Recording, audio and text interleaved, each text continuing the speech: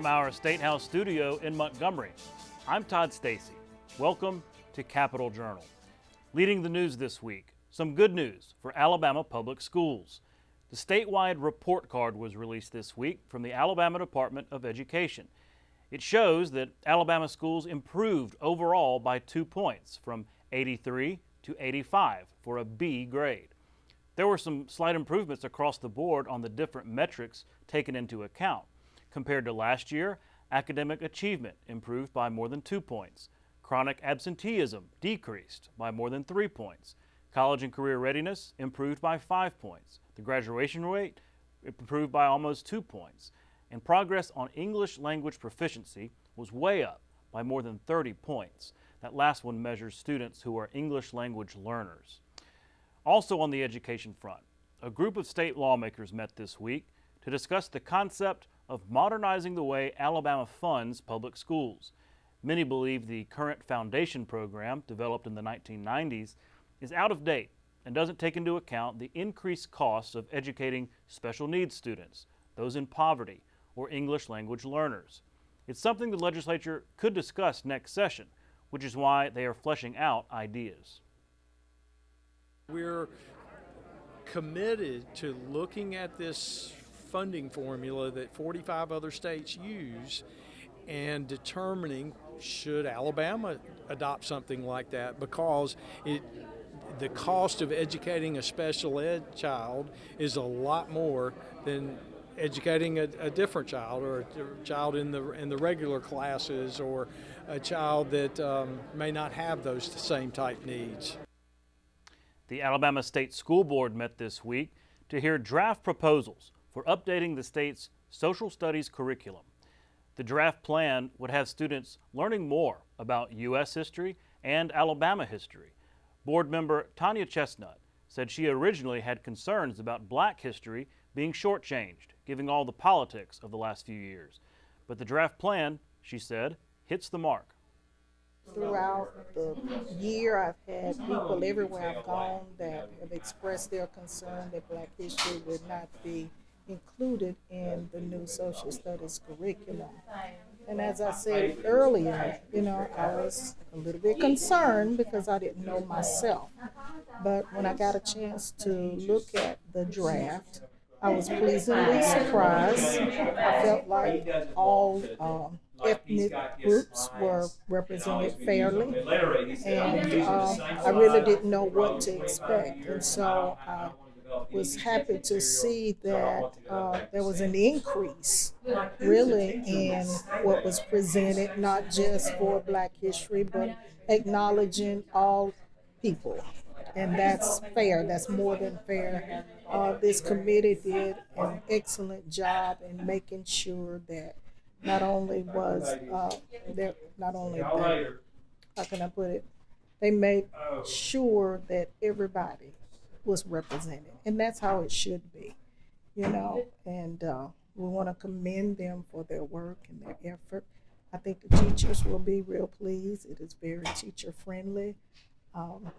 As far as the layout is concerned, you can see the systemic approach that they use to tie everything in. So I am excited about what has been presented. As the presidential transition continues apace in Washington, there is some talk of President-elect Donald Trump taking some drastic steps on education, including eliminating the U.S. Department of Education and sending that money directly to the states. State Superintendent Eric Mackey this week addressed concerns about how such a deal might impact funding for special education.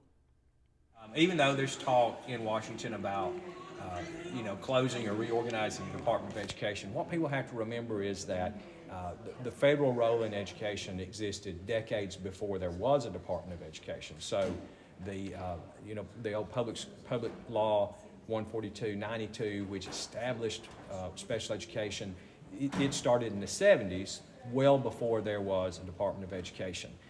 The Rehabilitation Act of 1973, schools were enforcing all the regulations on that well before there was a Department of Education. And since then, we've had new laws, like the Americans with Disabilities Act, that the Department of Education gets involved in the enforcement of. But those things would continue. So we don't think there'd be any significant changes in Title I programs, our other title programs, 2, 3, 4, Title IX enforcement, or certainly special education. That was a lot of education news, like a mini spotlight on education.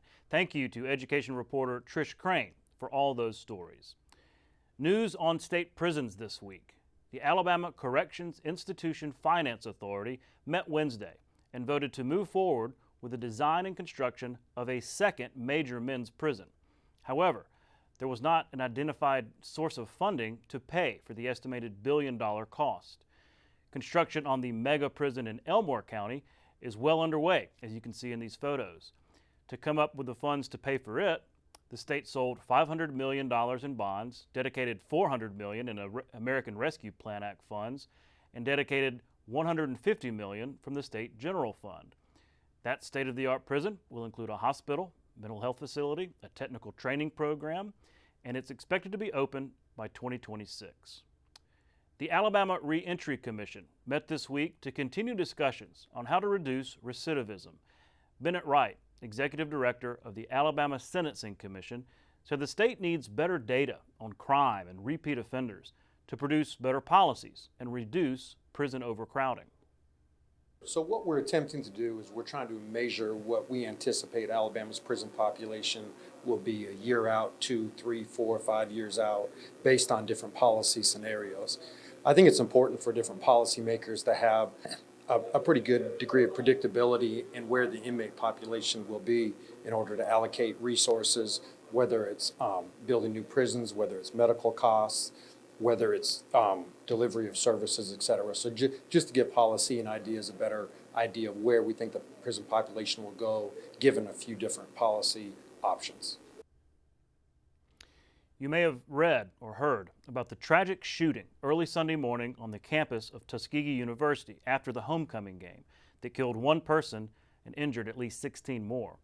The man being charged with the shooting was using a handgun modified to spray bullets like a machine gun. State lawmakers have been debating making such Glock switch devices illegal, and this week, House Democrats said they will prioritize that bill in the next session. As Alabama legislators, we must revise our laws regulating gun ownership and safety. We have citizens walking around displaying all types of guns and weapons. Random public shootings have increased all over the state. We have witnessed innocent victims being shot during these random shootings. A stray bullet has no name on it. Sadly, the young man arrested in Tuskegee had to also be charged federally because Alabama laws doesn't address illegal gun modifications. We know that laws are not going to stop every act of gun violence, but we know that we were elected to take action. So we are advocating, as my colleagues have said, for laws that can make a difference and can save some lives. As was mentioned, the Glock switches are incredibly dangerous. Once someone pulls the trigger on a gun that has one of those, the bullets can spray in every which direction. Even in the affidavit, Mr. Myrick said that he didn't aim at anyone, but we know that the bullets sprayed in multiple directions, which creates so much chaos and havoc and can injure anybody that's nearby. We also know that conflict resolution is something that can make a difference with our young people. That's why last year in the budget, we received funding for Montgomery Public Schools and public schools in the Birmingham area to have that in their schools. So working with our young people, teaching them at a young age, trying to de-escalate is something that we certainly are going to continue to advocate for as well. But again, as was said, this is not a Democrat or Republican issue. It's a human issue. So let's continue to find common ground. Let's continue to work together. This is a public safety matter, and everybody can and should rally behind that. Some concerning news this week from the Department of Public Health. Alabama's infant mortality rate has climbed to the highest level since 2016. The new data show that for 2023, Alabama's infant mortality rate was 7.8 infant deaths per 1,000 births. Also concerning is the mortality rate among black infants at 13 per 1,000 births, which is twice as high as the rate for white infants. State Health Officer Dr. Scott Harris said the main causes are poverty and lack of access to health care. Another major milestone this week in the state's efforts to improve access to mental health crisis care. Another crisis care center is going up, this time in a rural part of the state. Capitol Journal's Randy Scott reports. This plot of land will be the home of a new mental health crisis center in Brantley, Alabama. The goal is to make sure this rural region has access to mental health services.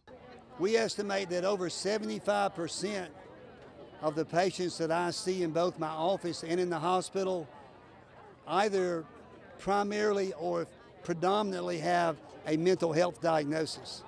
Dr. Charles Tompkins grew up in the Brantley community and has practiced medicine here for years. He knows what a game changer a crisis center will be here. So does Crenshaw County probate judge Will Tate, another Brantley native. Mental health is very big to me because I preside over mental health commitments. And so we see this on a weekly basis.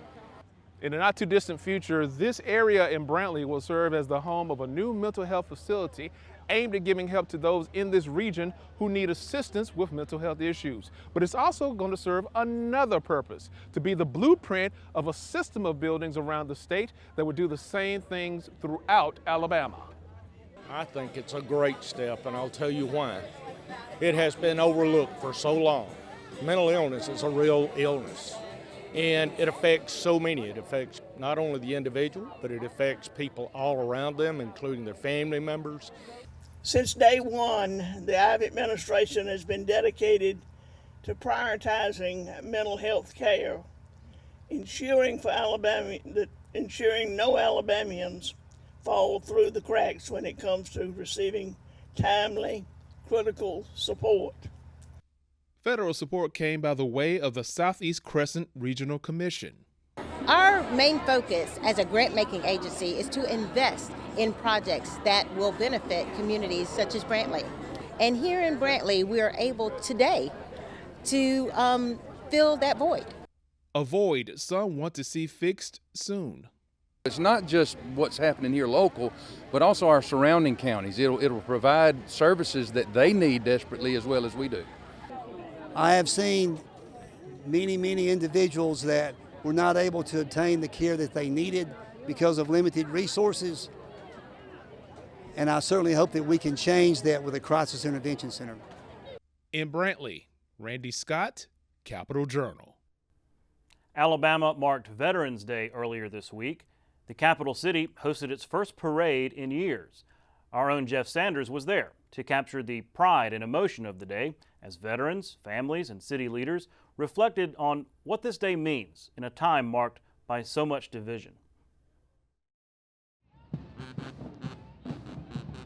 With the sights and sounds of marching bands and soldiers stepping in unison, the city of Montgomery hosted its first Veterans Day parade in years along historic Dexter Avenue. The event drew parade goers of all ages, gathering to pay tribute to our nation's heroes. For them to be a part of this, it means a lot. We have a lot of family that was military. I have uncles, my husband was ex-military, mother-in-law, so it's an honor to be here. Army veteran Charles Harris made sure to attend. He spent 17 years serving his country. Harris says that even after all these years, his passion for his military family remains strong. Oh man, I'm just out here to represent who we are. You know, the pride that I have in my country and in my military. We're just like a big family. I love it. You know, I really love it. For Montgomery Mayor Stephen Reed, reviving the Veterans Day parade was significant, especially in a time when the country is often marked by division. And with so much going on right now, so many things happening globally, it's important to say thanks. It's important to show that appreciation and that recognition for those who serve and for those who are serving now as well as their families. Oh, say, can you see? After the parade, a more somber ceremony was held in Montgomery's Riverwalk Stadium. Colonel Shamikia Tolliver, commander of the 42nd Air Base Wing at Maxwell Air Force Base, addressed the crowd, emphasizing that honoring the sacrifices of veterans strengthens the entire nation. we share an identity that transcends any differences that we may have in honor of the oath that we have all taken to support and defend the Constitution of the United States. We are united in our duty, our service, our sacrifice to our great nation. And honoring those who wore the uniform to defend our state and nation on Veterans Day can at least be one thing that unites us all. Happy Veterans Day! Reporting from Montgomery, I'm Jeff Sanders for Capital Journal. We'll be right back. You can watch past episodes of Capital Journal online at video.aptv.org. Capital Journal episodes are also available on APTV's free mobile app. You can also connect with Capital Journal and link to past episodes on Capital Journal's Facebook page.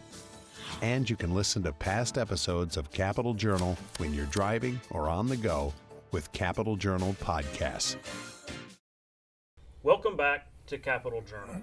Political columnist Steve Flowers has recently published a book about the life and career of longtime state senator Jabo Waggoner. And both men join me at the desk right now. Gentlemen, thanks for coming on Capital Journal. Good to be with you. Well, I'm excited to read this book. It's recently published, Jabo Waggoner, an Alabama political legend. I don't think anybody can doubt that. So tell me, I guess I'll start with you, Steve. How did this book come about?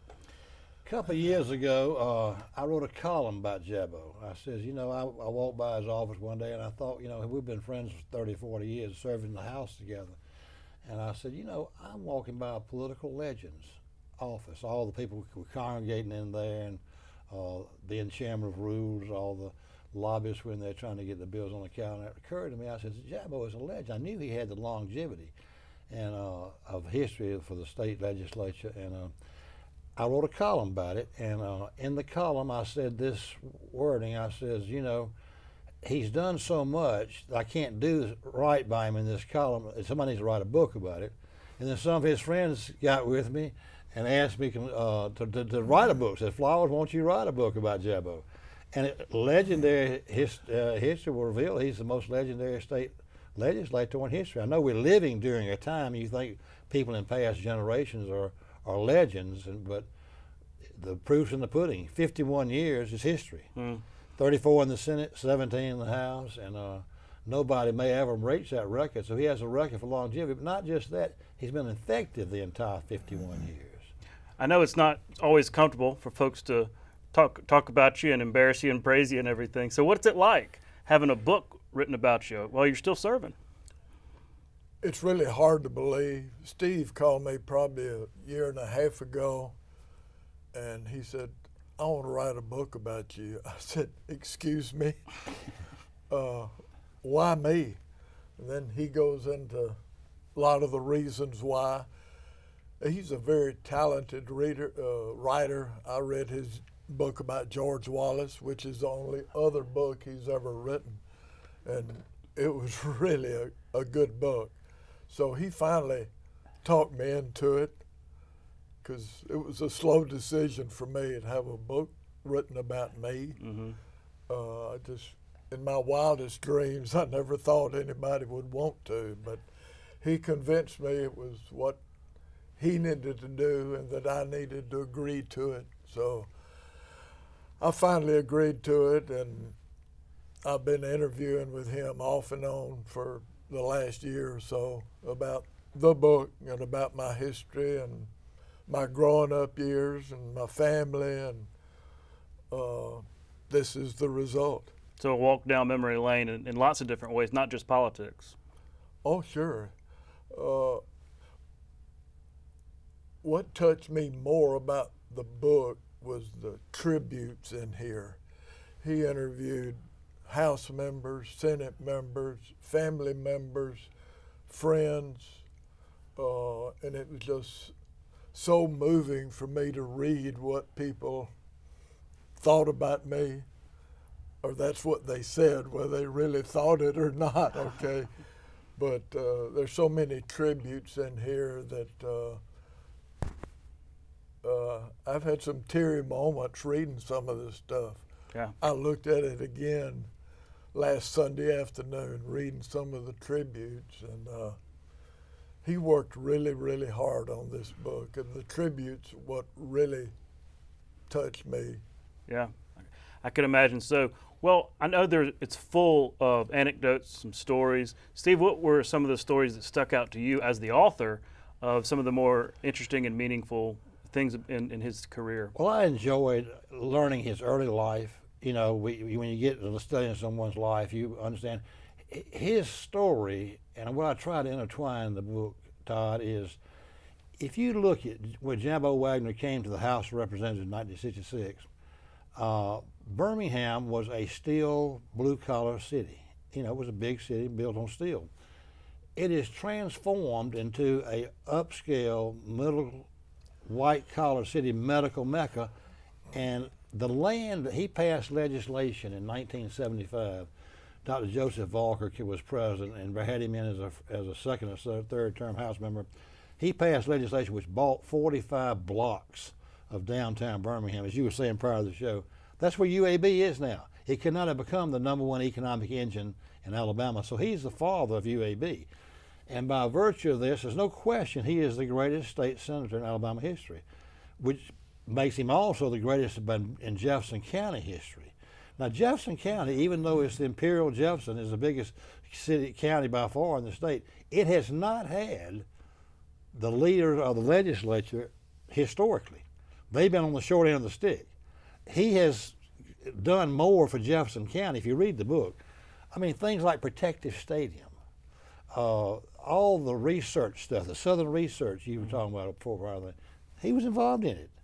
And in recent years, the seatbelt things, I mean, from a statewide perspective. Right. You learn, just like I said in my column, the reason I instigated the book was there needs to be a book, but when you start writing it, you realize this guy really has done a lot. You know, especially for his home county. He epitomizes Jefferson County.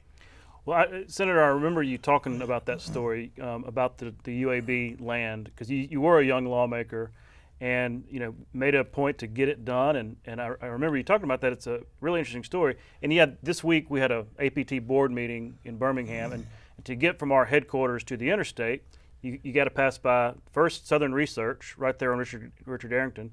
I know you've done a whole lot for them, and then you could pass right through UAB's campus. So I was thinking, well, this is apropos because this is you've had such an impact on that. But my question is, you're a young lawmaker. You know this is a priority for UAB, but I bet you can't even imagine just that one appropriation, how that years later, decades later, it would have an impact. And I'm sure that's not the only example.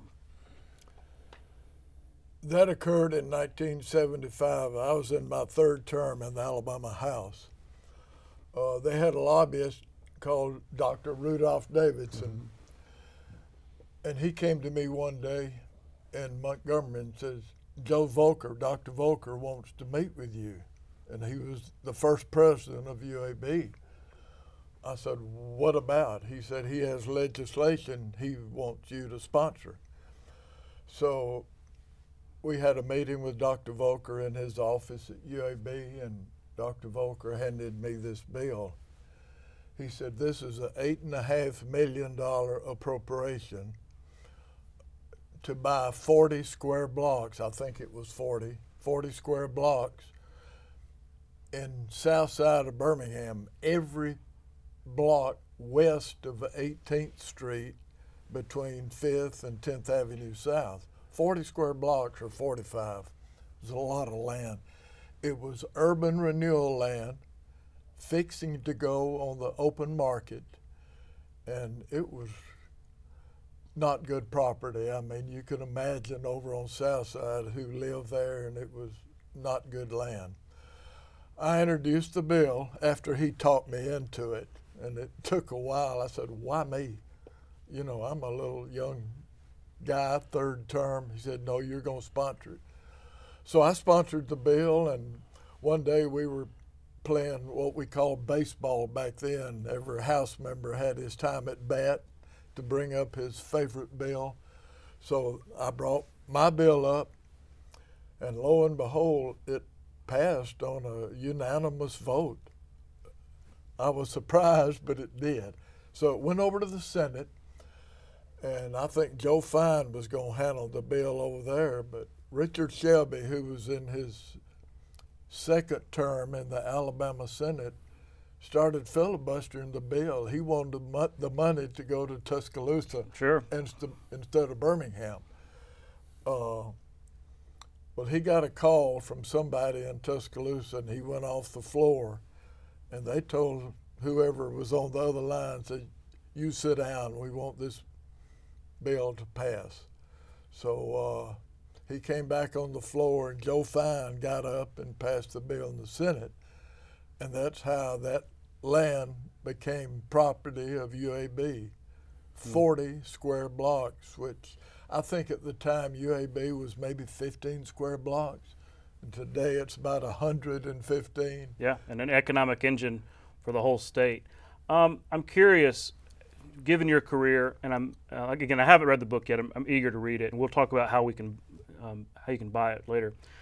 I'm curious what advice you might have for young lawmakers in their first or second term, or even those seeking to become lawmakers, of how to go about their careers in a way that they can have that impact to the point where they're, heralded in a book. I was a young guy back then and never had any major legislation to come my way. They didn't ask me to handle big bills. But when Dr. Volker, the president of UAB, called me into his office, there were over, 20 House members from Jefferson County, okay? And he chose me to sponsor the bill. And I asked him, why me? But you never know when you're a young lawmaker what difference you can make. Yes, I've been there a long time and I handled major pieces of legislation, but back then, that was huge to me, and I didn't understand why he chose me, but he did, and I produced for him, and I produced for UAB, and it's made a huge difference, not only for UAB, but for the city of Birmingham and the state of Alabama. Where would UAB be today without that property? And it was urban renewal land, as I say, and it was fixing to go on the open market, and it could have been sold to anybody. But UAB got that land because of that bill that we passed in 1975. You never know. Well, Steve, where can people find this book? Can we find it on Amazon, bookstores?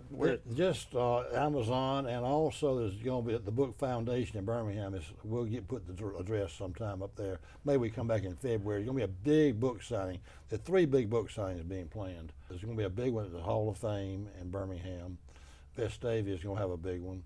And the biggest one is going to be here in Montgomery on February 12th.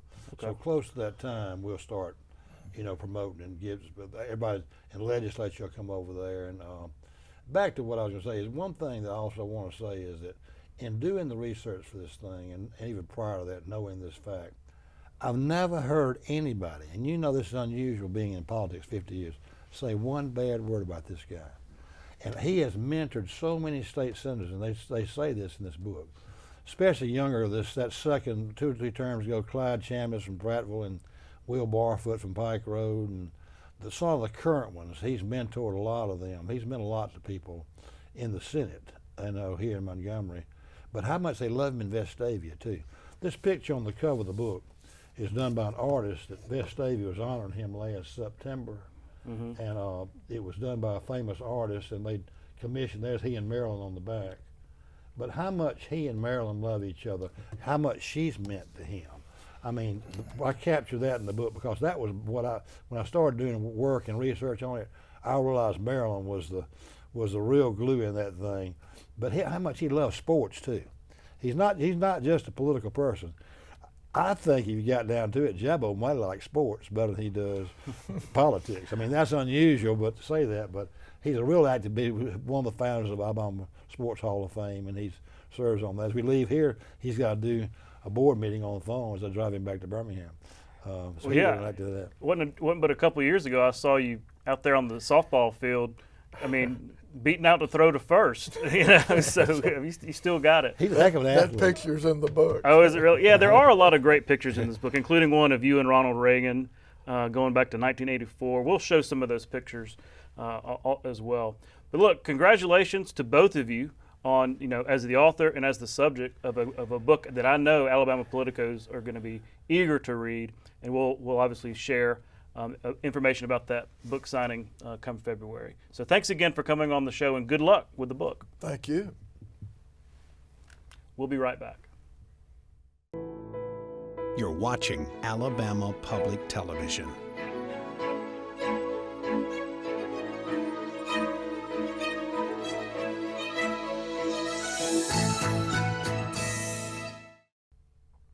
Welcome back to Capitol Journal. The Alabama Shakespeare Festival is welcoming a new artistic director in Quin Greshem. And Quin and executive director Todd Schmidt joins us now. Gentlemen, thanks for coming on Capitol Journal. Thank you for having us. Our pleasure, Todd. Thanks for having us in. Absolutely. Well, okay, artistic director. Congratulations, by the way. Thank you. Welcome. It was lovely to meet you and your wife last night at that board gathering.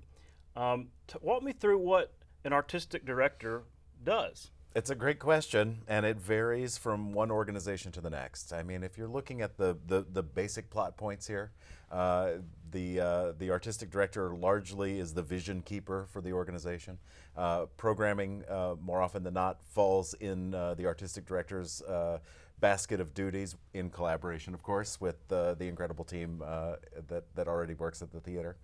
And then beyond that, really just supervising the artistic quality of the organization, making sure that we are always playing at our A game, that all of the directors, designers, all the members of the creative team are collaborating well together and producing the very best work possible on our stages. And I understand your wife actually was stage manager for Joseph. That's right. Dreamcoat recently. That's right. And actually, when I was here auditioning for the job, Joseph was on stage, so that worked out really nicely that she was already here, and I got to see that terrific production. It really was terrific. Todd, talk about ASF, the institution that you've led for so many years.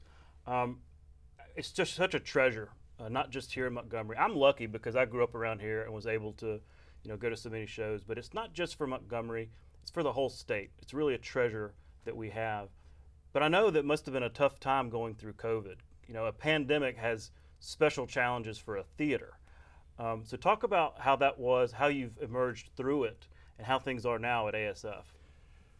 Well, Todd, it's been an interesting few years. I mean, nobody anticipated COVID in any business, but when you're a business that deals with the public and being open to the public and having actors on stage working closely together, COVID really decimated the work, not just at Alabama Shakespeare Festival, but every theater across the country. So we were shut down. We were really shut down for almost 2 seasons. It happened during a couple shows that things started really escalating with the COVID pandemic. We had a lot of issues with actors being sick, crew members being sick, and then it just snowballed. And it became a point where the governor and, I think in a wise decision, shut down kind of public areas and public institutions that were serving the public. So since that time, it's kind of like starting over, really. It's like rebuilding. Whenever you have these major catastrophic events that happen with anything, baseball strikes, all those things, it takes time to rebuild. And so we are slowly rebuilding our audiences. Luckily, we've had great support from throughout the state of Alabama, from the state, from the county, from the city, and from businesses all over the state. So that was very helpful to keep kind of the contributed revenue part of our business. Being a not-for-profit, we rely on the generosity of strangers and friends. And so that was very helpful.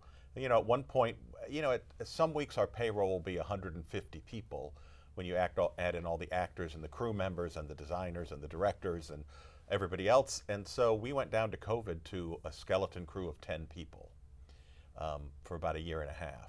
And then we slowly added our department heads, our production departments back, and then started producing work. So it's been a long haul, but there's a light at the end of the tunnel. Things went well last year. I think we've emerged from that kind of crazy pandemic time, although COVID is still popping up around us. But I don't think it's going to, it won't shut us down again. Yeah, absolutely. And the crowds are coming back, and that's what we like to see, right? People in the seats. Well, I know ASF also plays such an important role in education. It's not just a theater, it's a learning lab, and so many school groups from around the state, I know, come to not just watch the shows, but participate in some of your education programming. Can y'all talk about that a little bit, like the education component of ASF? Absolutely. I think it's really core to our mission and really what we're here to do, which is educate all age groups, certainly through our performances, but directly through what we do with schools and our student matinee series. I grew up in Alabama, and I'm old enough that I remember when ASF was back in Anniston, Alabama, and would go there as kind of a young kid in college to see shows in Anniston. And then when it moved to Montgomery in 1985, so that kind of education part, it was huge in my career choice, and what I've done my entire career since I graduated from Auburn really is managed and directed at theaters all over the country. But from anybody exposed to theater at a young age, it just opens their eyes to a whole world that they've never been exposed to. As you said, we have kids and school groups who come in from all over the state. We'll serve between 20 and 40,000 students in a year who come to our student matinees. A lot of those will come for Shakespeare, because that's obviously core to the curriculums and what's going on in the schools. And the chance to see professional Shakespeare done by, incredible artists, and those kids go crazy. I mean, language is not a barrier when you're watching Shakespeare and you see it done well. And those student matinee audiences, for Shakespeare or the other things we're doing, Christmas Carol that we're opening next week will have big student audience as well. They are some of the best audiences. Quin, I'm curious, was that an appealing feature of this job, the kids, the education component? It was interesting because in the interview process and in the whole process of considering the position here, that was really primary.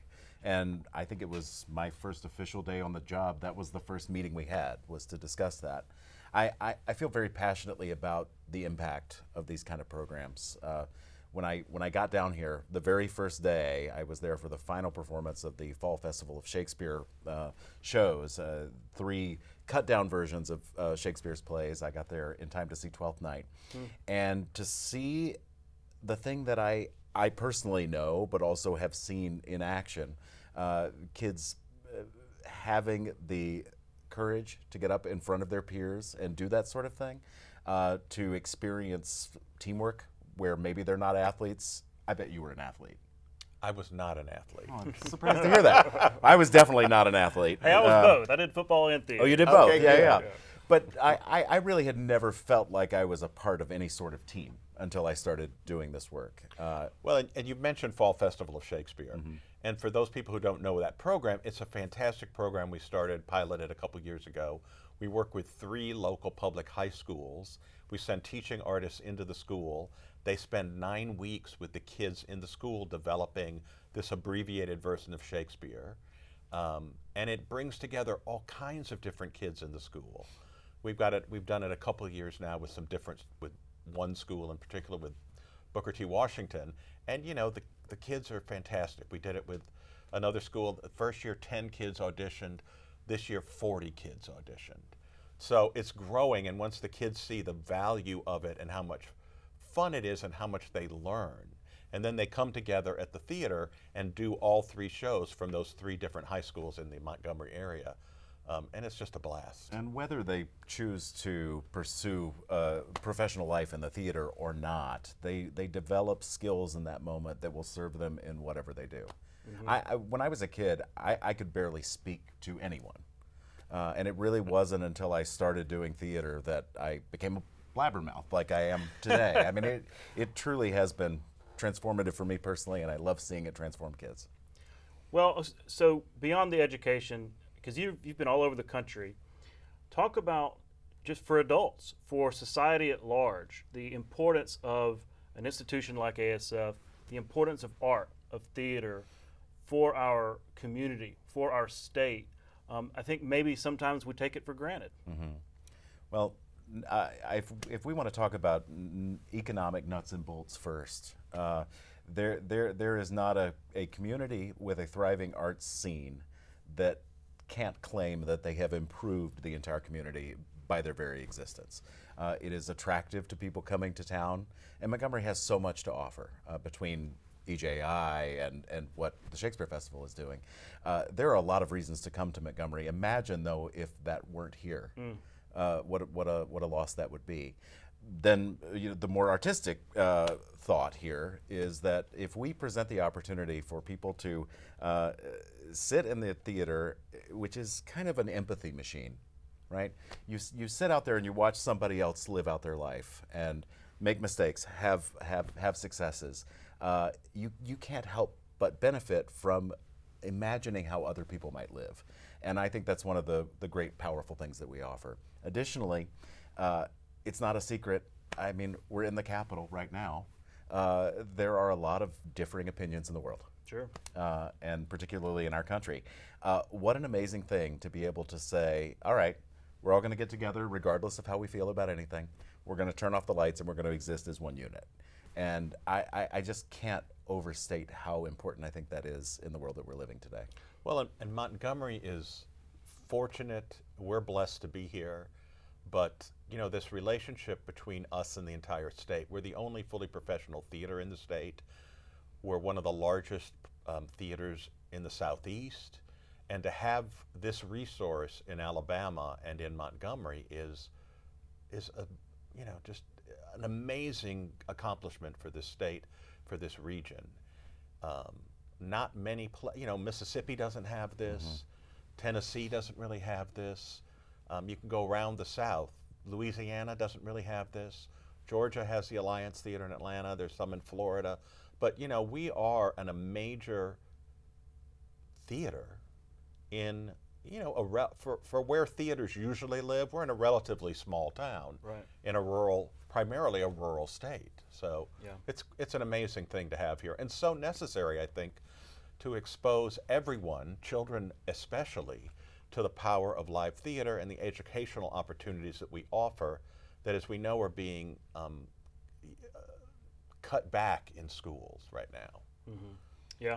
Well, that's a big reason why I wanted to have you all on, to remind folks of the importance and the treasure that ASF really is. All right, let's talk about the season. Let's talk about the upcoming season. Because you have had so many great shows over the last couple of years, a lot of Southern playwrights, a lot of Southern stories and things like that, historical stories. So talk about the upcoming season. You mentioned A Christmas Carol. What all can we expect? A Christmas Carol will open next week. We're almost ready to return for the second year of this production. I think folks that saw it last year can expect a nice step forward in what they're going to see on the stage. It is a terrific, faithful adaptation. And has grown in its quality, I think, even since last year. And Rick, who's our former artistic director, is back to direct it. He directed it last year. So Rick Dildine's here. It's his production. He did the adaptation, and most of the cast is the same. So we're lucky to get the same Scrooge back that we had last year, Paul Slade-Smith, who's worked on Broadway and all over the country playing Scrooge, and the rest of the cast is probably 80% of people who've done it before.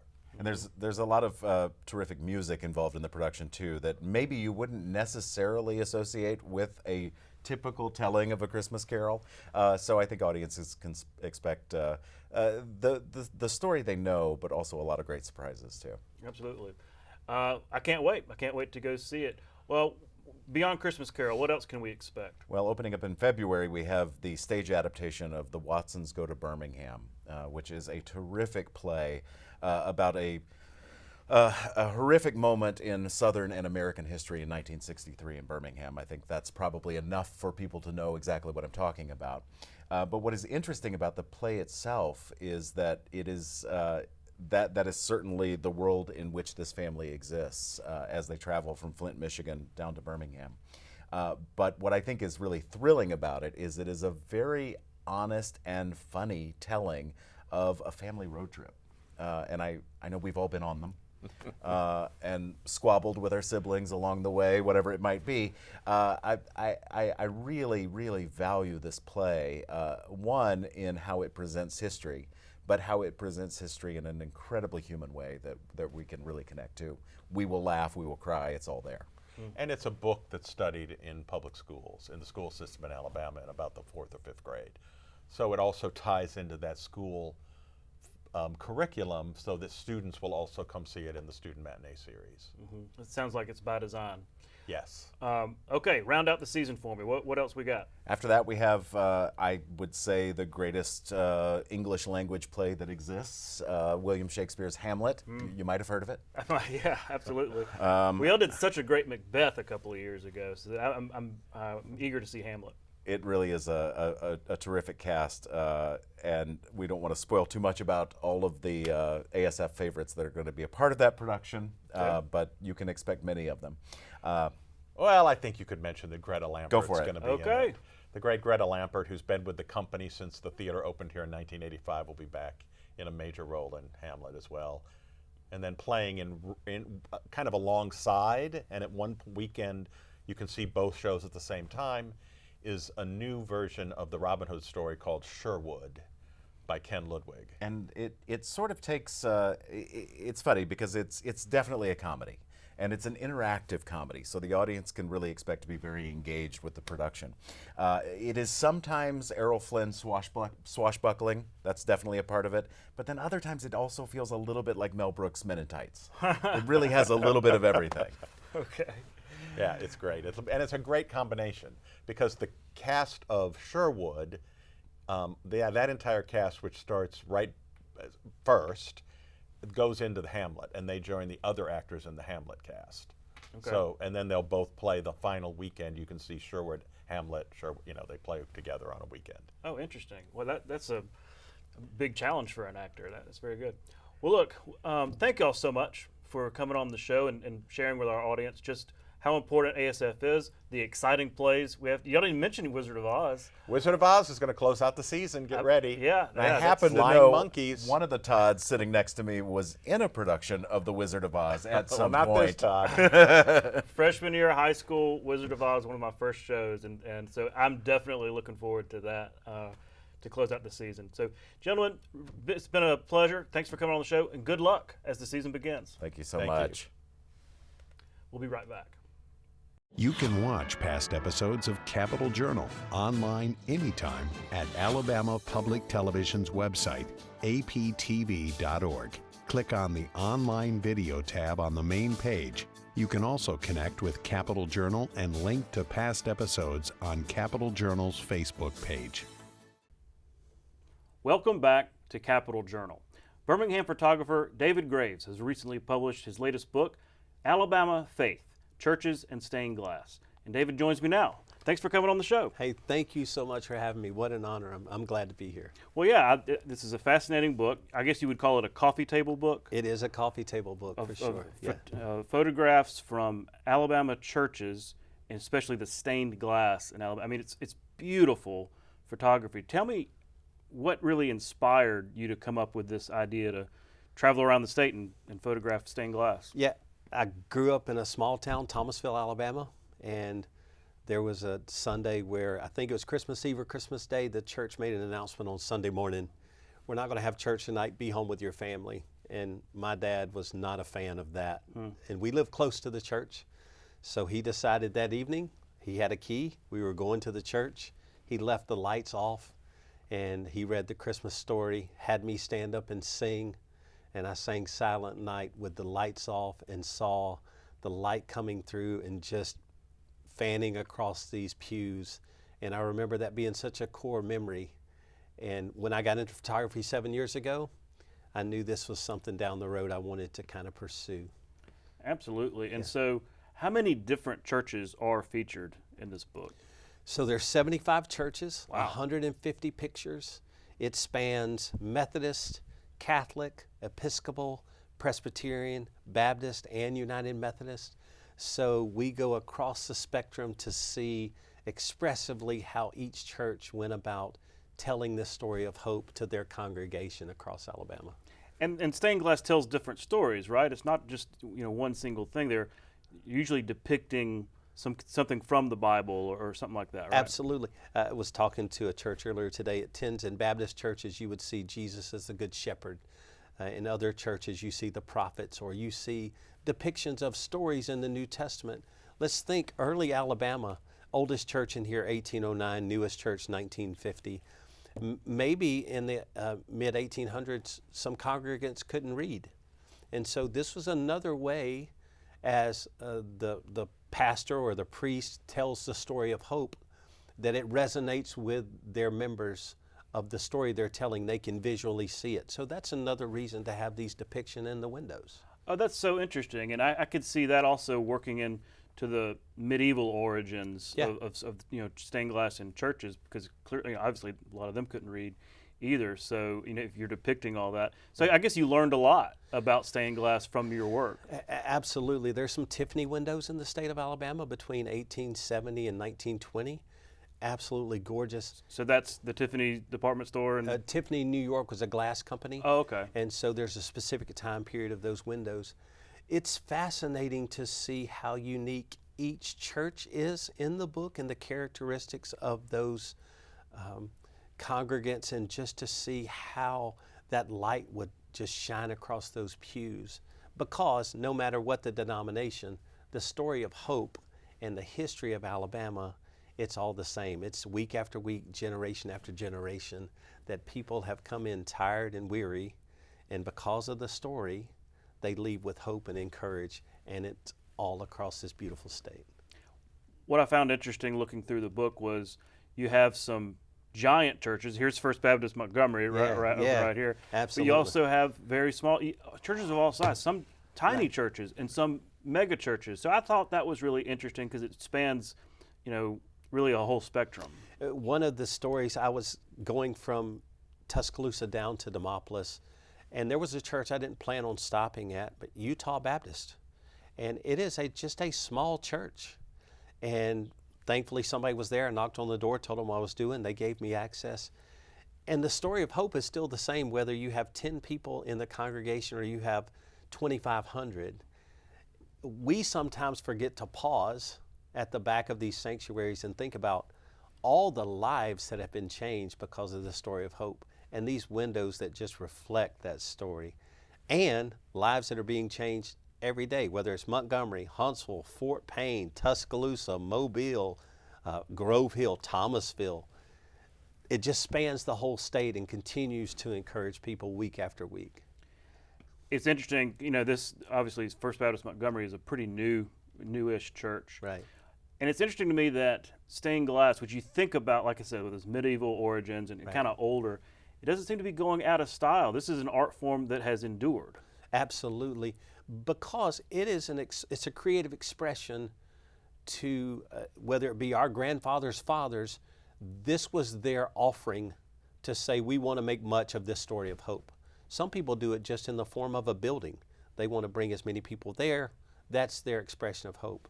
But others see this creative process to be able to say, pause, reflect, look at this just message that resonates. And this is only a drop in the bucket. 75 churches doesn't even touch the pale of the beauty of the stained glasses around the state of Alabama. I could probably do 5 more books and still not touch all the churches in Alabama. Mm-hmm.